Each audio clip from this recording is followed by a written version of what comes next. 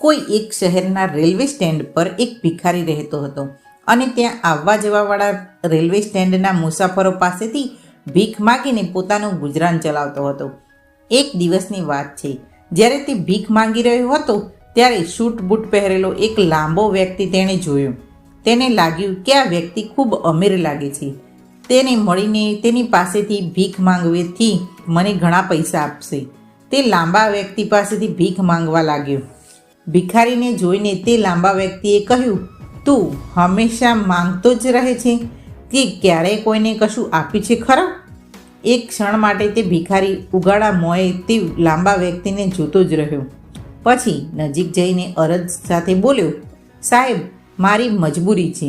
મારી પાસે ન કોઈ કામ છે, ન કોઈ મદદ કરનાર. જો હું ન માગું તો હું ભૂખથી મરી જાઉં અને હું ભિખારી છું.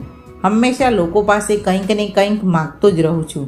મારી એવી ઓકાત ક્યાં છે કે હું કોઈને આપી શકું કશું? તે લાંબા વ્યક્તિએ કહ્યું કે જો કોઈને કશું આપી ના શકો તો માગવાનો પણ કોઈ અધિકાર નથી. જો હું તો વેપારી છું, હંમેશા લેણદેણનો વિશ્વાસ રાખું છું. જો તારી પાસે મને આપવા માટે કંઈક હોય તો જ હું બદલામાં તને કંઈક આપી શકું. આટલું કહીને તે વ્યક્તિ ટ્રેનમાં બેસીને ચાલ્યો ગયો. આ બાજુ ભિખારી તે માણસની કહેલી વાતો પર વિચાર કરવા લાગ્યો. તે વ્યક્તિએ કહેલી વાતો તે ભિખારીના દિલમાં ઉતરી ગઈ. તે વિચારવા લાગ્યો કે શાયદ મને ભીખમાં વધારે પૈસા એટલે નથી મળતા કે હું કોઈને કશું નથી આપી શકતો, પણ હું તો ભિખારી છું, કોઈને કશું આપી શકું તેમ નથી. ક્યાં સુધી હું લોકો પાસેથી કશું આપવાને બદલે માંગતો જ રહીશ? ઘણું વિચાર્યા પછી ભિખારીને એક નિર્ણય કર્યો અને કે જે વ્યક્તિ મને ભીખ આપે છે તેને બદલામાં કંઈક ને કંઈક આપવું જોઈએ. પણ તેના દિમાગમાં આ પ્રશ્ન ચાલી રહ્યો હતો કે ખુદ તો ભિખારી છે તો તે ભીખના બદલામાં લોકોને શું આપી શકશે? આ બાબત વિચારતા વિચારતા 2 દિવસ નીકળી ગયા, પણ તેને તેના પ્રશ્નનો કોઈ જવાબ મળ્યો નહીં. ત્રીજા દિવસે જ્યારે તે સ્ટેન્ડની પાસે બેઠો હતો ત્યારે તેની નજર થોડાક ફૂલો પર પડી જે સ્ટેન્ડના આસપાસના વિસ્તારના છોડ ઉપર ઉગ્યા હતા. તેણે વિચાર્યું, કેમ ન હું લોકોને ભીખને બદલે થોડાક ફૂલો આપું? તેણે તેનો વિચાર પસંદ આવ્યો અને તેણે ત્યાંથી થોડાક ફૂલ તોડી લીધા. પછી તે ટ્રેનમાં ભીખ માંગવા માટે ગયો. જે કોઈ તેને ભીખ આપતું હતું તેને તે ફૂલ આપતો હતો. તે ફૂલોને લોકો જોઈને ખુશ થઈ જતા અને પોતાની પાસે રાખી લેતા. હવે ભિખારી રોજ ફૂલ તોડતો અને ભીખના બદલામાં લોકોને ફૂલોને વહેંચી દેતો હતો. થોડાક જ દિવસોમાં તેણે મહેસૂસ કર્યું કે હવે તેને વધુ લોકો ભીખ આપી રહ્યા હતા.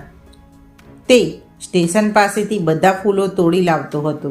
જ્યાં સુધી તેની પાસે ફૂલ રહેતા હતા ત્યાં સુધી તેને ઘણા લોકો ભીખ આપતા હતા.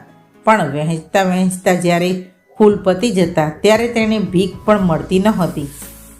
આમ ને આમ ઘણા સમય સુધી ચાલતું રહ્યું. એક દિવસની વાત છે. એક દિવસે તે ભિખારીએ જોયું તો એક લાંબો વ્યક્તિ ટ્રેનમાં બેઠો છે, જેના કારણે તેને ફૂલના બદલે ભીખ માગવાની પ્રેરણા મળી હતી. તે તરત જ તે વ્યક્તિ પાસે પહોંચી ગયો અને બોલ્યો, આજ મારી પાસે આપને ભીખના બદલામાં આપવા માટે કંઈક છે. તમે મને ભીખ આપશો તો હું બદલામાં તમને થોડાક ફૂલ આપીશ. તે વ્યક્તિ તે ભિખારીની વાત પસંદ આવી અને તેણે ફૂલના બદલામાં થોડાક પૈસા આપ્યા. તેને કહ્યું, વાહ, શું વાત છે, તું પણ મારી જેમ વેપારી બની ગયો છે. આટલું કહી તે લાંબો વ્યક્તિ ત્યાંથી ચાલ્યો ગયો. પરંતુ ફરી એકવાર તે વ્યક્તિએ કહેલી વાતો પર ભિખારી વિચારવા લાગ્યો. તે વારંવાર તે વ્યક્તિએ કહેલી વાતોને વિચારતો ગયો. અચાનક શું સૂઝ્યું કે ભિખારી ખુશ થઈ ગયો. તેની આંખો ચમકવા લાગી. તેને લાગ્યું કે તેના હાથમાં હવે સફળતાની ચાવી આવી ગઈ છે, જેના દ્વારા તે તેના જીવનને બદલી શકે છે. તે તરત જ ટ્રેનમાંથી નીચે ઉતરી ગયો અને આકાશ તરફ મીંટ માંડીને મનોમન બોલ્યો, હું ભિખારી નથી, હું વેપારી છું. હું ભિખારી નથી, હું વેપારી છું. હું હવે અમીર બનીશ. લોકોએ જોયું કે શાયદ આ ભિખારી પાગલ થઈ ગયો છે. ત્યાર પછી રેલવે સ્ટેન્ડ પર તે ભિખારી પછી ક્યારેય જોવા ન મળ્યો. પરંતુ 2 વર્ષ પછી આ જ સ્ટેશન પર 2 વ્યક્તિ શૂટ બૂટ પહેરીને યાત્રા કરી રહ્યા હતા. બંનેમાંથી એક વ્યક્તિએ બીજાની સામે જોયું તો તેણે તે બીજા વ્યક્તિને હાથ મિલાવ્યો અને કહ્યું, શું તમે મને ઓળખો છો? ત્યારે બીજા વ્યક્તિએ કહ્યું કે ના, આપણે કદાચ પહેલી વખત મળી રહ્યા છીએ. ત્યારે બીજા વ્યક્તિએ કહ્યું, જરાક યાદ કરો, આપણે પહેલી વખત નહીં પણ ત્રીજી વખત મળીએ છીએ.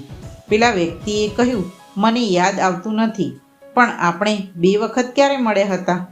બીજો વ્યક્તિ થોડુંક હસ્યો અને કહ્યું, હું એ જ ભિખારી છું જેને તમે પહેલી વખત ટ્રેનમાં મળ્યા હતા અને મને શીખવ્યું હતું કે મારે જીવનમાં શું કરવું જોઈએ, અને બીજી મુલાકાતમાં બતાવ્યું કે હું કોણ છું.